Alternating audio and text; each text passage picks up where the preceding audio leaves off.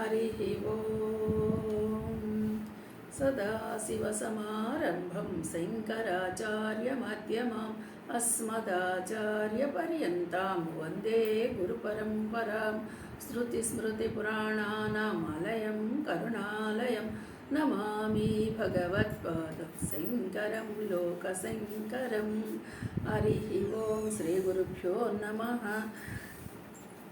ओम श्री गणेशाय नमः, श्री सरस्वत्यै नमः, श्री गुरुभ्यो नमः। वसुदेवसुतं देवं कंसचाणूरमर्दनं देवकी परमानन्दं कृष्णं वन्दे जगद्गुरुम्। ओम श्रीकृष्ण परब्रह्मणे नमः। श्रीमद्भगवद्गीता अदहु पंचमोऽध्यायः कर्मसन्न्यासयोगः। इवाल्టి క్లాస్లో 5వ అధ్యాయము 15వ శ్లోకాన్ని. నా దత్తే కస్యచిత్ పాపం న చైవ సుకృతం విభుః అజ్ఞానేనావృతం జ్ఞానం తేన ముహ్యంతి జంతవః. న ఆదత్తే కస్యచిత్ పాపం న చ ఏవ సుకృతం విభుః అజ్ఞానేన ఆవృతం జ్ఞానం తేన ముహ్యంతి జంతవః. పద విభజన చూస్తే ఇక్కడ చూడండి, విభుహు శ్లోకంలో లాస్ట్ పదం విభుహు ఉంది చూడండి. విభు సర్వవ్యాపి అయిన భగవంతుడు. ఇక్కడ విభుహు అంటే మీనింగ్ ఏంటి? సర్వవ్యాపి అయినటువంటి భగవంతుడు. అట్లా అలాంటి భగవంతుడు కస్యచిత్ ఏ ఒక్కని యొక్క పాపకర్మను గ్రహింపడు.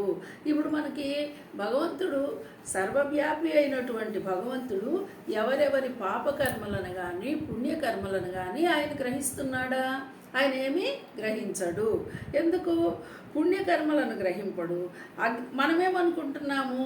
అజ్ఞానముచే జ్ఞానమును ఆవరింపబడు. ఇప్పుడు మనకేమో నేను చేస్తున్న పుణ్యాలు పాపాలు పరమాత్మ నుంచే మనం మాటకి అంటుంటాము. ఏమంటాము? పైవాడు పెట్టాడు భగవంతుడు పెట్టాడు అంటున్నాం. ఆయన ఇక్కడ మనకేం చెప్తున్నారు? ఆయనేమో నేను ఏది తీసుకోను అంటున్నాడు. మరి ఇలాంటప్పుడు మనం ఎందుకు ఆ మాట అనుకుంటున్నాము? మనకి ఎన్ని జన్మల నుంచి ఇది అలవాటైపోయింది. పోనీ ఎన్నో జన్మలు వదిలిపెట్టినా ఈ జన్మలోనైనా ఎంతసేపు భగవంతుడిని ఎత్తిన వేయడం మనకి ఎందుకు అలవాటైపోయింది అంటే మన మీద పెట్టుకోవడం మనకి ఇష్టం లేకనా? అంటే అజ్ఞానము చేత అంటున్నాడు. ఎందుకంటే ఆయనకి ఏమీ సంబంధం లేదు, ఆయనేం తీసుకునేవాడు కాదు అనేటువంటిది మనకు తెలియక, ఆ జ్ఞానము లేక మనం అజ్ఞానంతో ఏమంటున్నామంటే పరమాత్మ ఆయనే భగవంతుడే చూస్తున్నాడు, భగవంతుడే చేస్తున్నాడు అనుకుంటున్నాం. మరి మనకి ఎప్పుడు జ్ఞానం కలిగింది?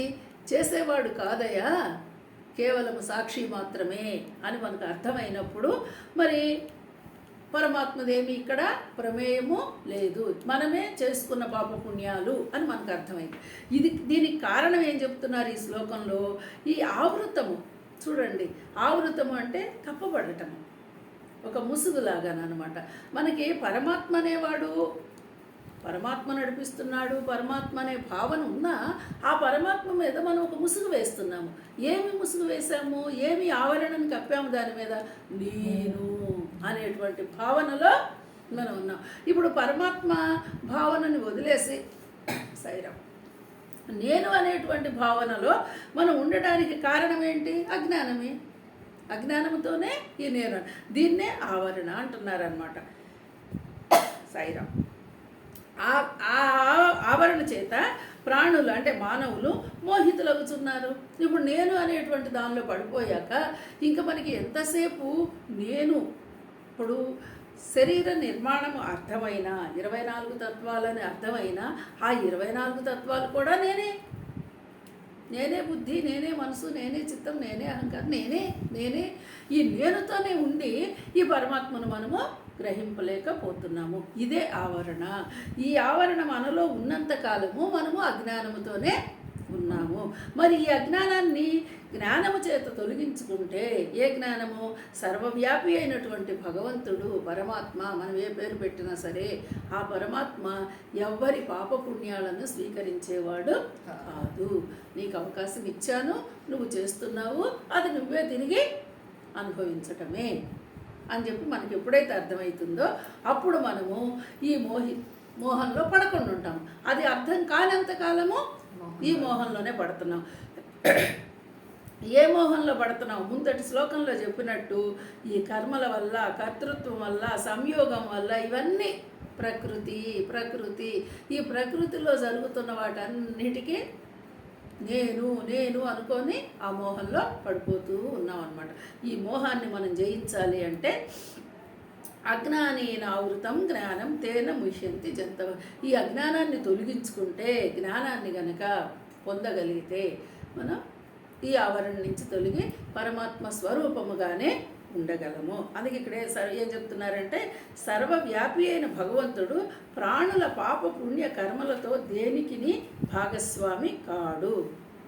అలాగే అజ్ఞానముచే జ్ఞానము కప్పబడంలో ప్రాణులు నిజంగా భాగస్వామి కాడు అని మనకు తెలిసిన మనం ఎందుకు పాపం ఆయన అంటున్నామయ్యా అంటే, ఇదిగో మనం ఈ అజ్ఞానంతోనే, ఈ అజ్ఞానం అనేది మనకి కప్పబడి ఉన్నది, దీన్ని మనం తొలగించుకోవాలి.